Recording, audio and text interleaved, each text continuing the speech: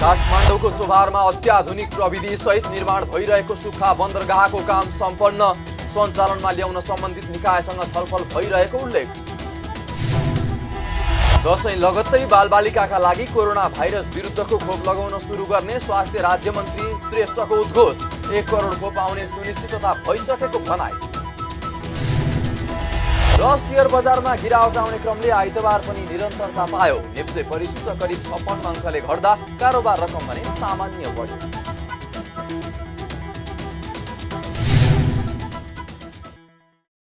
हामी छौं पल पल तपाईसँग, हिमाल पहाड तराईसँग, साथ छ हाम्रो बढ्ने कदमलाई। सलाम छ ती पोरखे हातहरूलाई, जिन्दगी सजाइदिन्छौँ हामी, हर सासको साथी बन्छौँ हामी। सुरक्षा अनि समृद्धि प्राण छ हाम्रो। आफू पनि बचौं, अरूलाई पनि बचाऊ। आजै नेपाल लाइफमा जीवन बिमा गरौँ। हामी हौ नेपाल लाइफ, किनकि जीवन अमूल्य छ।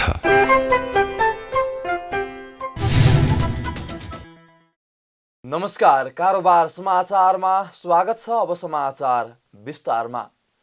काठमाडौँको चोभार स्थित निर्माणाधीन सुक्खा बन्दरगाह सञ्चालनको अन्तिम तयारी गरिएको छ। विशाखापट्टनम र कोलकाताबाट सामान बोकेर आएका ट्रक तथा कन्टेनरको चेक जाँच नभई सिधै चोभारमा ल्याउने गरी चोभारमा निर्माणाधीन सुक्खा बन्दरगाहको काम सम्पन्न भएसँगै चाँडै नै पूर्ण तयारीका साथ सञ्चालनको तयारी गरिएको हो।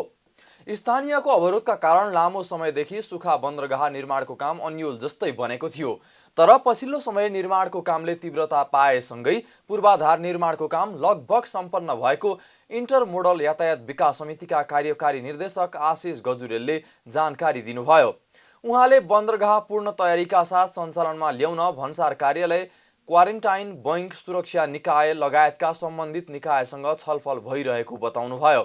सुक्खा बन्दरगाह सुरु भएसँगै काठमाडौँको व्यवसायीहरूले सिधै काठमाडौँमा सामान ल्याउन सक्ने र छिट्टै उपभोक्ताको माझमा पुर्याउन सकिने तथा आयात निर्यातको मूल्य घटाउन सकिने उहाँले उल्लेख गर्नुभयो।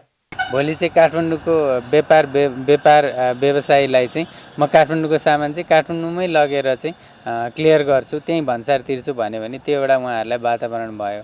अहिले चाहिँ अब सीमानाकामा क्लियर गरेर काठमाडौँ लिएर आउनु पर्थ्यो भनेदेखि अब चाहिँ म काठमाडौँको सामान मेरो अगाडि नै क्लियर गर्छु भन्यो भने उहाँहरूलाई एउटा चाहिँ वातावरण बन्यो र उहाँहरूले पनि अब आफ्नो सामान चाहिँ क्लियर गरेपछि तुरुन्त उपभोक्तामा चाहिँ लान सक्नुहुने भयो। यसरी चाहिँ अब हामीले चाहिँ सबै कुरा चाहिँ एउटा व्यवस्थापन गरेर चाहिँ यो लजिस्टिक्स कस्ट, यो सामानको आयात निर्यात गर्दाखेरि जति पनि मूल्य लाग्छ त्यसलाई घटाउने कोसिस गर्छौँ र त्यसैको कोसिस अन्तर्गत यो सुक्खा बन्दरगाह चाहिँ बनेको छ। काठमाडौँको चोभार स्थित 220 रोपनी जग्गाको क्षेत्रफलमा 1 अर्ब 60 करोड रुपैयाँको लगानीमा सुक्खा बन्दरगाह निर्माण गरिएको हो। अत्याधुनिक प्रविधि सहित निर्माण गरिएको बन्दरगाहमा 2वटा गेट, 3वटा धर्मकाँटा, भन्सार, क्वारेन्टाइन र प्रशासनिक गरी 3वटा भवन, 3वटा ठुला गोदाम, चेक जाँच गर्ने 3वटा खुल्ला भवन, 500वटा कन्टेनर राख्न सक्ने कन्टेनर यार्ड, 500 ट्रक व्यवस्थापन गर्न सकिने पार्किङ स्थल निर्माण सम्पन्न भइसकेको कार्यकारी निर्देशक गजुरेलले जानकारी दिनुभयो। सीसीटीभी जडान र फायर फाइटर समेत जडान गरिसकेको उहाँले बताउनुभयो। पूर्वाधारको कुरा गर्दाखेरि हामीसँग 3वटा गेट छन्, 3वटा चाहिँ वेइङ ब्रिज धर्मकाँटा छन्, त्यस्तै 3टा मेन बिल्डिङहरू छन्। एउटा भन्सार बिल्डिङ, एउटा क्वारेन्टाइन बिल्डिङ र एउटा प्रशासनिक भवन छ। त्यस्तै 3टा ठुला गोदाम छन्, 54 मिटर बाई 24 मिटरको 3टा ठुलो गोदाम छन्। त्यस्तै चाहिँ 3टा एप्रिजल सेट चेक जाँच गर्ने चाहिँ 3टा चाहिँ खुला भवनहरू चाहिँ यसमा निर्माण भएको छ। त्यस्तै अब चाहिँ 500वटा कन्टेनर राख्न सक्ने कन्टेनर यार्ड बनेको छ। त्यस्तै हामीले अर्को चाहिँ 500 जति चाहिँ ट्रक व्यवस्थापन गर्छौँ, त्यसको लागि चाहिँ हाम्रो पार्किङ स्थल बनेको छ। त्यस्तै अब सुरक्षाको हिसाबले चाहिँ हामीले चाहिँ यो सीसीटीभीहरू जडान गरिसकेको छौँ। त्यस्तै फायर फाइटरहरू चाहिँ हामीले चाहिँ जडान गरिसकेको छौँ। भारत र चीनसँग सीमा जोडिएको जिल्लाहरूमा मात्रै सुखा बन्दरगाह भए पनि भित्री जिल्लामा भने चोभारको सुखा बन्दरगाह पहिलो हो। वीरगञ्ज, विराटनगर, भैरहवा, काँकडभिट्टा, तातोपानीमा सुखा बन्दरगाह सञ्चालनमा छन् भने रसुवा र नेपालगञ्जमा पनि निर्माणाधीन अवस्थामा रहेको छ। कोरोना संक्रमणको जोखिमसँगै बन्द भएका धार्मिक आस्थाका केन्द्रहरू बिस्तारै खुल्न थालेका छन्। बौद्ध मार्गीहरूको आस्था र श्रद्धाको केन्द्र रहेको लुम्बिनीमा आन्तरिक र बाह्य पर्यटकको बिस्तारै चहल पहल सुरु भएको छ। गएको साउनदेखि नै लुम्बिनी क्षेत्र खुला गरिए पनि सरकारले अन अराइभल भिसा खुला नगरेको कारण नेपाल बाहिरका पर्यटक आउन सकेका थिएनन्। अहिले आन्तरिक पर्यटकको साथै विदेशी पर्यटक आउन थालेका छन्। लुम्बिनी विकास कोषको सदस्य सचिव सानु राजा साक्यले लुम्बिनी भ्रमणमा आउने पर्यटकको संख्या अहिले न्यून भए पनि नेपाल सरकारले अन अराइभल भिसा दिन सुरु गरेकाले अब पर्यटकको आगमन बढ्ने विश्वास गर्नुभयो। नेपाल सरकारले तय गरेको स्वास्थ्य मापदण्ड पालना गराउने गरी भ्रमणमा आउनेको व्यवस्थापन गरिने सदस्य सचिव साक्यले बताउनुभयो। विभिन्न जिल्लाबाट आउने हाम्रो नेपाली पर्यटकहरू, आन्तरिक पर्यटकहरू धेरै ठुलो सङ्ख्यामा त आइसकेको छैन। केही सुरुवातहरू भएको छ, तर यसलाई अब हामीले गति दिनुपर्छ। अब दसैँ लगत्तै, तिहार लगत्तै अब लुम्बिनी घुम्न आउने आन्तरिक पर्यटकहरू पनि बढ्छन्। हामीले आशा गर्छौँ अब नेपाल सरकारले अन अराइभल भिसा पनि खोलिसकेको कारणले गर्दाखेरि अब विदेशी पर्यटकहरू पनि पक्कै पनि आउँछ होला। त्यस्तो अवस्थामा हेल्थ प्रोटोकललाई हामीले कायम राख्दै हामी लुम्बिनीलाई पर्यटकहरूको लागि खुल्ला भएको सन्देश हामीले गएको यो वर्ल्ड टुरिज्म डेमा पनि हामीले पठाएका छौँ। यसरी हामी लुम्बिनीलाई बिस्तारै चाहिँ पोस्ट कोभिडको दौरानबाट हामी कोभिडको महामारीबाट मुक्त हुने क्रममा हामी लागिरहेका छौँ। लुम्बिनी विकास कोषले विश्व पर्यटन दिवसको दिन लुम्बिनी क्षेत्र खुला रहेको सन्देश विश्वभरि पठाएको जानकारी दिएको छ। लुम्बिनीलाई कोरोना संक्रमणको जोखिमबाट मुक्त गराउँदै पर्यटकलाई आकर्षित गर्नका लागि कोषले कोरोना विकास निर्माण, सरसफाई र मर्मत सम्भारको काम निरन्तर रूपमा गरिरहेको सदस्य सचिव साक्यले बताउनुभयो। लुम्बिनीमा पर्यटकहरूलाई आकर्षित गर्नको लागि हामी लुम्बिनी विकास कोषले आफ्नै किसिमले यहाँ लुम्बिनीलाई हेर्न लायकको स्थान बनाउने हैन। यो कोभिडको दौरान पनि हामीले लुम्बिनीको विकास निर्माणदेखि लिएर सरसफाई, मर्मत सम्भारको कार्यहरू हामी निरन्तर रूपमा जारी राखेका छौँ। क्यानलमा पानी राख्ने, त्यहाँबाट पानीलाई सर्कुलेट गर्ने कामहरू पनि गरिरहेका छौँ। त्यसरी नै अब लुम्बिनीको महादेव मन्दिरको वरिपरिको जुन सर्कुलर लेबी, सर्कुलर पोन्ड छ, त्यो निर्माण कार्य पनि भइरहेको छ। त्यो निर्माण सम्पन्न भइसकेपछि पर्यटकहरू अझ यहाँ रमाउन सक्ने वातावरण बन्छ। कोषले अहिले नहर पोखरीमा पानी राख्ने, बगैँचाहरूको मर्मत तथा सरसफाईको काम गरिरहेको छ। पर्यटकलाई आकर्षित गर्न लुम्बिनी विकास कोष मात्र नभई यहाँका होटल व्यवसायीहरूले पनि काम गर्नुपर्नेछ। पर्यटकहरूको लागि होटल व्यवसायीहरू र लुम्बिनी विकास कोषको संयुक्त कार्यक्रम प्याकेज आउन सकेमा कोरोनाले थलिएको व्यवसायी माथि उठ्न समय लाग्दैन। नेपाल दूरसञ्चार प्राधिकरणले इन्टरनेट सेवाको निर्बाध उपयोग गराउने व्यवस्था मिलाउन अनुरोध गरेको छ। प्राधिकरणले राज्यका विभिन्न स्थानमा जथाभावी ढङ्गले अप्टिकल फाइबर काटिदिँदा राज्यका धेरै स्थानमा इन्टरनेट सेवा अवरुद्ध हुन पुगेको जनाउँदै इन्टरनेट सेवाको निर्बाध उपयोग गराउने व्यवस्था मिलाउन अनुरोध गरेको हो। प्राधिकरणले आइतबार एक विज्ञप्ति जारी गरी इन्टरनेट सेवा प्रदायक सङ्घ नेपाल र नेपाल विद्युत प्राधिकरण बीच पोल भाडा दर विवाद समाधान गर्न सञ्चार तथा सूचना प्रविधि मन्त्रालय, प्राधिकरण, नेपाल विद्युत प्राधिकरण र इन्टरनेट सेवा प्रदायक सङ्घ नेपाल बीच छलफल गरी विवाद समाधान गर्न प्रयास भइरहेको अवस्थामा अप्टिकल फाइबर नकाट्न आग्रह गरेको हो। प्राधिकरणले राज्यको अति आवश्यक सेवाको अवरुद्ध गर्ने जो कोहीलाई कानुनी कारबाही गर्न र यस्ता पूर्वाधारको सुरक्षा गर्न सम्बन्धित सबैलाई अनुरोध गर्नका साथै वार्ताका माध्यमबाट समाधान खोज्नु पर्नेमा जोड दिएको छ। विद्युत प्राधिकरणले पोलको भाडा बापतको राजस्व नबुझाएको भन्दै इन्टरनेट र केबल प्रदायक कम्पनीहरूको तार काटेकाले विभिन्न जिल्लाहरूमा इन्टरनेट सेवा अवरुद्ध हुन पुगेको छ। प्राधिकरणले तार काटेर ठाउँ ठाउँमा अवरोध पुर्याएकाले राजस्व असुल गर्ने कार्यालय र अधिकांश बैंक तथा वित्तीय संस्थाको सेवामा समेत असर परेको छ। स्वास्थ्य तथा जनसङ्ख्या राज्यमन्त्री उमेश श्रेष्ठले दशैं लगत्तै 18 वर्ष मुनिका बालबालिकाका लागि कोरोना भाइरस विरुद्धको खोप लगाउन सुरु गरिने बताउनु भएको छ। आइतबार कान्ति बाल अस्पताललाई बुद्धिस्ट चुजी च्यारिटी फाउन्डेसनले स्वास्थ्य सामग्री हस्तान्तरण गर्न आयोजित कार्यक्रममा बोल्दै राज्यमन्त्री श्रेष्ठले 18 वर्ष मुनिका बालबालिकाका लागि कोरोना भाइरस विरुद्धको 1 करोड खोप आउने सुनिश्चितता भइसकेको बताउनु भएको हो। यसका लागि 40 लाख मोडर्ना र 60 लाख फाइजर खोप खरिदको व्यवस्था गरिसकिएको जानकारी गराउँदै उहाँले दशैं लगत्तै 1 लाख फाइजर खोप आउने बताउनुभयो। फागुनसम्ममा क्रमशः खोप आउने र बालबालिकालाई उपलब्ध गराइने उहाँको भनाइ छ। र बालबच्चाको खोप जुन 18 वर्षभन्दा मुनिकोलाई के हुने भने एउटा जनमानसमा ठुलो एउटा चिन्ताको विषय छ। त्यसमा पनि सरकारको तर्फबाट यसलाई उच्च प्राथमिकता दिएर 1 करोड खोप, जसमा चाहिँ मोडर्ना 40 लाख र फाइजर चाहिँ 60 लाख खोपको खरिद गर्ने व्यवस्थापन सुनिश्चितता भइसकेको र यो दसैँको लगत्तै चाहिँ 1 लाख खोप आउने, फाइजर खोप आउने। त्यसपछि जहाँसम्म लाग्छ मङ्सिर पुस माघ फागुनसम्ममा चाहिँ पटक पटक गरेर फाइजर र मोडर्ना आएर बालबच्चाको लागि पनि खोपको चाहिँ व्यवस्थापन हुनेछ र क्रमिक रूपमा देशभरि चाहिँ खोप लगाइने यो बच्चाको हस्पिटल भएको हुँदाखेरि त्यो पनि म यहाँलाई जानकारी गराउन चाहन्छु। राज्यमन्त्री श्रेष्ठले सरकारले कोरोना भाइरस विरुद्धको खोपलाई पहिलो प्राथमिकता दिएको उल्लेख गर्दै तिनै तहको अस्पतालको व्यवस्थापकीय पक्षलाई सुधार्न नीति बनाउने तयारी सरकारले गरेको पनि बताउनु भएको छ। सरकारले स्वास्थ्य क्षेत्रको दरबन्दी बढाउन ध्यान दिएको उहाँको भनाइ छ। कोभिड-19 रोकथाम तथा नियन्त्रणको सम्बन्धमा मृत्यु भएका स्वास्थ्यकर्मीको बालबच्चालाई अध्ययनका लागि छात्रवृत्ति प्रदान गरिने पनि उहाँले बताउनुभयो। अहिले भएको स्वास्थ्यकर्मीहरूको दरबन्दीको लागि पनि सरकारले गम्भीर भएर सोचेको छ, किनभने धेरै ठाउँमा चाहिँ दरबन्दी पुगेको छैन, स्वास्थ्यकर्मीहरूको दरबन्दी छैन। त्यसमा पनि सरकारले ध्यान दिएको छ र म विशेष आग्रह यहाँलाई गर्न चाहन्छु। विशेष गरेर स्वास्थ्यकर्मी साथीहरूले यो कोभिडको बेलामा असाध्यै ठुलो कन्ट्रिब्युट गर्नुभएको छ। धेरै साथीहरूले धेरै 24 घन्टा लागेर काम गर्नुभएको छ। त्यसको लागि सरकारले पनि कतिपय ठाउँमा विशेष भत्ताहरू पनि दिएको छ।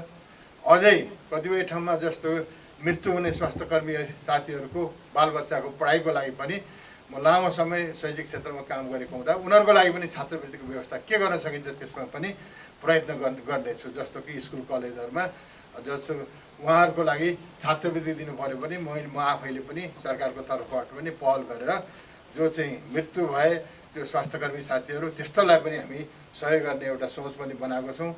कार्यक्रममा फाउन्डेसनले कान्ति बाल अस्पताललाई 41 करोड 48,49,300 रुपैयाँ बराबरको 25 वटा भेन्टिलेटर लगायतको स्वास्थ्य सामग्री हस्तान्तरण गरेको छ।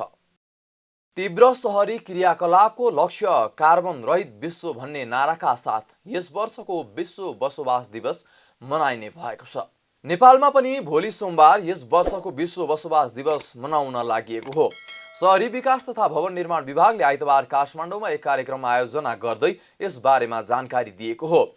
कार्यक्रममा विश्व बसोबास दिवस 2078 मूल तयारी समितिका संयोजक विष्णु प्रसाद शर्माले यस वर्षको नाराले शहरको बनावट, भवन तथा पूर्वाधार निर्माण, सवारी साधन व्यवस्थापन, हरियाली क्षेत्र व्यवस्थापन लगायतका कार्यहरू गर्दा दिगो शहरीकरण र दिगो विकासलाई ध्यानमा राखी न्यून कार्बन उत्सर्जन हुने वातावरण मैत्री विकासका क्रियाकलापहरू मध्यनजर गरी दिगो शहरी विकासका मुद्दालाई समेट्ने बताउनुभयो।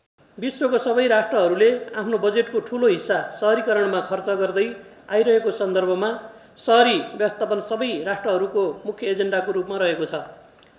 दिगो विकास लक्ष्य एसडिजी को लक्ष्य 11 ले समावेशी तथा दिगो सहरीकरण गर्ने लक्ष्य लिएको छ भने लक्ष्य 13 ले जलवायु परिवर्तनलाई मुख्य मुद्दाको रूपमा समेटेको पाइन्छ। यस वर्षको नाराले शहरको बनौट, भवन तथा पूर्वाधार निर्माण, सवारी साधन व्यवस्थापन, हरियाली क्षेत्र व्यवस्थापन आदि क्रियाकलापहरू गर्दा दिगो सहरीकरण तथा दिगो विकास लक्ष्यलाई ध्यानमा राखी न्यून कार्बन उत्सर्जन हुने वातावरण मैत्री विकासका क्रियाकलापहरू अवलम्बन गरी उत्थानशील दिगो शहरी विकास गर्न नेपाल सरकार, प्रदेश सरकार र स्थानीय तह लगायत सबैको तर्फबाट आफ्नो प्रयास हुनुपर्ने सन्देश दिएको छ। नेपालको संविधानले हरेक नागरिकहरूलाई स्वच्छ र स्वस्थ वातावरणमा बस्न पाउने हक दिएको उल्लेख गर्दै विभागले यसका लागि आफू लागि परेको बताएको छ। विभागले यसै सम्बन्धी केन्द्रित रहेर सोमबार ललितपुरको कुपन्डोल स्थित होटल हिमालयमा आधा दिने कार्यशाला गोष्ठी गर्ने बताएको छ। संयुक्त राष्ट्रसङ्घीय मानव बसोबास कार्यक्रमद्वारा सबैको लागि उपयुक्त आवास सुनिश्चित गर्दै दिगो शहरी विकास प्रवर्धन गर्ने लक्ष्यसहित हरेक वर्ष 4 अक्टोबरको पहिलो सोमबार विश्व बसोबास दिवस मनाइने गरिन्छ। शेयर बजार मापन गर्ने नेप्से परिसूचकमा गिरावट आउने क्रमले साताको पहिलो दिन पनि निरन्तरता पाएको छ। साताको अन्तिम दिन बिहिबार 32.51 अङ्कले घटेको नेप्से परिसूचकमा आइतबार 55.93 अङ्कको गिरावट आएको छ। अघिल्लो दिनको तुलनामा नेप्से 2.12% घटेको छ। कारोबारमा आएका सबै समूहको परिसूचक ओह्रालो लागेका कारण समग्र परिसूचक 2577.49 अङ्कमा झरेको हो। जीवन बीमा समूहको परिसूचक सबैभन्दा धेरै 272.14, निर्जीवन बीमा समूहको परिसूचक 188.5, विकास बैंक समूहको परिसूचक 138.41, जलविद्युत समूहको परिसूचक 111.61, होटल र पर्यटन समूहको परिसूचक 102.84 र उत्पादनमूलक समूहको परिसूचक 107.45 अङ्कले घटेको छ। यस्तै वित्त समूहको परिसूचक 97.14, लघुवित्त समूहको परिसूचक 69.39, व्यापार समूहको परिसूचक 56.63, अन्य समूहको परिसूचक 33.92, वाणिज्य बैंक समूहको परिसूचक 29.26, लगानी समूहको परिसूचक 3.33 र म्युचुअल फन्ड समूहको परिसूचक 0.17 अङ्कले घटेको छ। आइतबार कारोबार रकम भने अघिल्लो कारोबार दिनको तुलनामा सामान्य सुधार देखिएको छ। दिनभर कुल 232 कम्पनीका 8,54,000 किता शेयर 4 अर्ब 11 करोड 38 लाख रुपैयाँमा किनबेच भएको छ। बिहिबार जम्मा 3 अर्ब 70 करोड रुपैयाँको मात्रै शेयर कारोबार भएको थियो। आज मैलुङ खोला जलविद्युत कम्पनीको शेयर मूल्य 10% बढेको छ भने स्वाभिमान लघुवित्त वित्तीय संस्थाको शेयर मूल्य 6.5% बढेको छ। Guheshwari merchant bank and finance company र रैराङ हाइड्रो पावर डेभलपमेन्ट कम्पनीका लगानीकर्ताले भने सर्वाधिक गुमाएका छन्। कारोबारको आधारमा भने सबैभन्दा बढी अपी पावर कम्पनीको 15 करोड 6 लाख रुपैयाँ बढीको कारोबार भएको छ। प्रमुख प्रतिपक्षी नेकपा एमालेको प्रथम विधान महाधिवेशन सम्पन्न भएको छ। ललितपुरको गोदावरी स्थित सनराइज सम्मेलन केन्द्रमा 3 दिनदेखि जारी एमालेको विधान महाधिवेशन आइतबार विधिवत रूपमा सम्पन्न भएको हो। एमालेका अध्यक्ष केपी शर्मा ओलीले पेश गर्नुभएको राजनीतिक प्रतिवेदन, महासचिव ईश्वर पोखरेलले संगठनात्मक प्रतिवेदन र उपमहासचिव विष्णु पौडेलले पेश गर्नुभएको विधान संशोधन प्रस्ताव पास भएसँगै विधान महाधिवेशन सम्पन्न भएको हो। महाधिवेशनमा प्रस्तुत दस्तावेजहरूमाथि उठेका प्रश्नहरूको जवाफ अध्यक्ष केपी शर्मा ओली सहितका नेताहरूले दिनुभएको थियो। सो क्रममा उपमहासचिव पौडेलले 15 जना पदाधिकारीको व्यवस्था विधानमा गरिएको बताउनुभयो, जसअनुसार 1 जना अध्यक्ष, 1 जना वरिष्ठ उपाध्यक्ष, 4 जना उपाध्यक्ष, 1 जना महासचिव, 1 जना उपमहासचिव र 7 जना सचिवको व्यवस्था गरिएको उहाँले जानकारी दिनुभयो। यसअघि विधान संशोधन प्रस्ताव पेश गर्दै 1 अध्यक्ष, 5 उपाध्यक्ष, 1 महासचिव र 6 जना सचिव गरी 12 जना पदाधिकारी रहने व्यवस्था सहितको प्रस्ताव गरिएको थियो। उहाँले 225 जनाको केन्द्रीय कमिटी रहने विधान संशोधन गरिएको जानकारी दिनुभयो। यस्तै महानगरपालिकामा 101, नगर कमिटी, उपमहानगरपालिकामा 85, नगरपालिका र गाउँपालिकामा 75 कमिटी रहने पनि जानकारी दिनुभयो। उहाँले सबै कमिटीमा 33% महिला सहभागिता सुनिश्चित गराउने बताउनुभयो। हामीले पदाधिकारीको संख्यालाई 15 भन्दा माथि बढाउनु हुँदैन। 15 हाम्रो पदाधिकारीको अधिकतम सीमा हुनुपर्दछ। 15 भन्दा बेसी पदाधिकारीको परिकल्पना गरेर हामी पार्टी व्यवस्थापन गर्न सक्दैनौँ, गर्नु हुँदैन। त्यसकारणले पदाधिकारीको संख्या अधिकतम 15 हुनेछ। र त्यो 15 को संख्या कसरी हुनेछ भन्दाखेरि अध्यक्ष 1, वरिष्ठ उपाध्यक्ष सहित उपाध्यक्षहरू 5 भित्र वरिष्ठ उपाध्यक्ष पनि पर्छ। 1 जना वरिष्ठ उपाध्यक्ष, 4 जना उपाध्यक्ष गरिकन वरिष्ठ उपाध्यक्ष सहित उपाध्यक्षहरू 5, महासचिव 1, उपमहासचिव 1 र सचिव 7। यस रूपमा 7, 8, 9, 10 र 5 15 सदस्यीय यो चाहिँ पदाधिकारी म कमरेडसँगको चाहिँ प्रस्ताव कमरेडसँग राख्न चाहन्छु। यो परिमार्जित प्रस्ताव हामी 33%मा त्यो ब्रेक लगाएर बस्दैनौँ। हामी 33% अगाडि बढ्छौँ र स्वाभाविक रूपमा त्यसलाई के भनेदेखि समकक्षमै पुर्याउने हिसाबले हामी चाहिँ त्यो खालको पहल गर्छौँ। र सोसाइटी हामीले एउटा बडो महत्त्वपूर्ण कमरेडले चाहिँ विधान संशोधनको प्रस्तावमा यसपटक क्याटेगोरिकली लेखिएको के छ भनेदेखि हरेक तहका कमिटीमा कमिटी निर्माण गर्दा त्यो कमिटीको कार्यक्षेत्रभित्र सोसाइटीको जस्तो प्रतिबिम्ब छ त्यो सोसाइटीको बिम्ब प्रतिबिम्बित हुने गरिकन ती कमिटीहरू चाहिँ बन्छन् भनेर हामीले के भनेदेखि प्रश्नसँग उल्लेख गरेका छौँ। एमाले 70 वर्षमा कोही उम्मेद्वार भएर जितेमा पूरा कार्यकाल काम गर्न पाउने व्यवस्था पनि विधानमा गरेको छ। 70 वर्षको उमेर हदबारे व्याख्या गर्दै संगठन विभाग प्रमुख विष्णु पौडेलले कुनै पनि व्यक्ति पार्टीको कमिटीमा 70 वर्ष पूरा नहुँदै निर्वाचित भएर कार्यकालको बीचमै 70 वर्ष पूरा भए पनि पूर्ण कार्यकाल काम गर्न पाउने बताउनु भयो। कुनै पनि कमिटीको कार्यकारी पदमा 70 वर्ष पूरा नहुँदासम्म उम्मेदवार हुन पाउने र कार्यकालको बीचमा 70 वर्ष पूरा भएमा सो कार्यकालभरि आफ्नो जिम्मेवारीमा आफ्नो पदमा रहेर कार्य गर्न पाउने यस खालको व्यवस्था गर्नुपर्छ भनेर चाहिँ म कमरेडलाई राख्न चाहन्छु। कमरेडले बुझ्नुभयो होला। कुनै पनि कमिटीको कार्यकारी पदमा कमरेडले हाँस्नु भएको छ, ताली बजाउनु भएको छ, ठिक छ। कुनै पनि कमिटीको कार्यकारी पदमा 70 वर्ष नपुग्दासम्म उम्मेदवार हुन पाउने। हामीले चाहिँ 70 वर्ष भन्यो, 70 वर्ष भनेको के छोएपछि हो कि पुगेपछि हो कि यस्ता चिजहरूमा पनि क्लियरिटीको खाँचो थियो। त्यसले गर्दा 70 वर्ष पुरा नहुँदासम्म उम्मेदवार हुन पाउने र कार्यकालको बीचमा 70 वर्ष पुरा भयो भनेदेखि पनि त्यो कार्यकालभरि उसले आफू निर्वाचित भएको जिम्मेवारीमा रहेर काम गर्नुपर्ने, काम गर्न पाउने यो खालको प्रबन्ध यसमा गर्न खोजिएको छ। यो व्याख्याले आगामी 10औं महाधिवेशनमा अध्यक्षमा ओली निर्वाचित भए पूर्ण कार्यकाल अध्यक्ष पदमा रहेर काम गर्न पाउने बाटो खुलेको छ। त्यस्तै एउटै व्यक्ति उही तहको कार्यकारी पदमा 2 पटक भन्दा बढी उम्मेद्वार बन्न नपाउने व्यवस्था पनि विधान महाधिवेशनले पारित गरेको छ। समापन समारोहलाई सम्बोधन गर्दै एमाले अध्यक्ष ओलीले आफू नेतृत्वको सरकार ढाल्न भूमिका खेल्ने जति विरोधी भएको बताउनु भएको छ। उहाँले विरोधी को हुन् भन्ने बारे शास्त्र पढ्न आवश्यक नभएको भन्दै एमालेसँग लडिराखेका जति विरोधी भएको स्पष्ट हुन कार्यकर्ताहरूलाई निर्देशन दिनुभयो। अब हामी आगामी दिनमा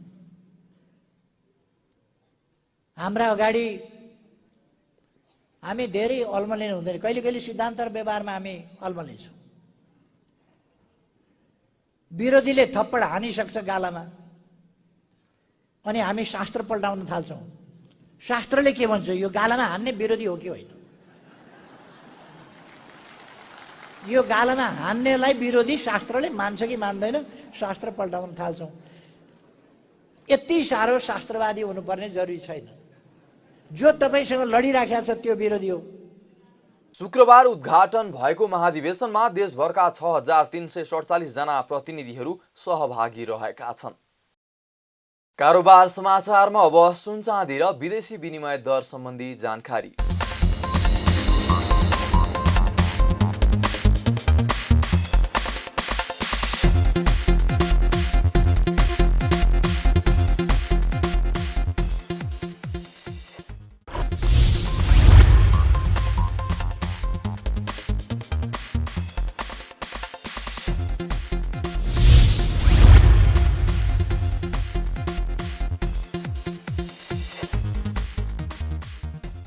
विदा हुनुअघि अहिलेसम्मका प्रमुख समाचार फेरि एकपटक। काठमाडौँको चोभारमा अत्याधुनिक प्रविधि सहित निर्माण भइरहेको सुक्खा बन्दरगाहको काम सम्पन्न, सञ्चालनमा ल्याउन सम्बन्धित निकायसँग छलफल भइरहेको उल्लेख। दशैं लगत्तै बालबालिकाका लागि कोरोना भाइरस विरुद्धको खोप लगाउन सुरु गर्ने स्वास्थ्य राज्य मन्त्री श्रेष्ठको उद्घोष। 1 करोड खोप आउने सुनिश्चितता भइसकेको भनाइ। र शेयर बजारमा गिरावट आउने क्रमले आइतबार पनि निरन्तरता पायो। नेप्से परिसूचक करिब 56 अङ्कले घट्दा कारोबार रकम भने सामान्य बढ्यो।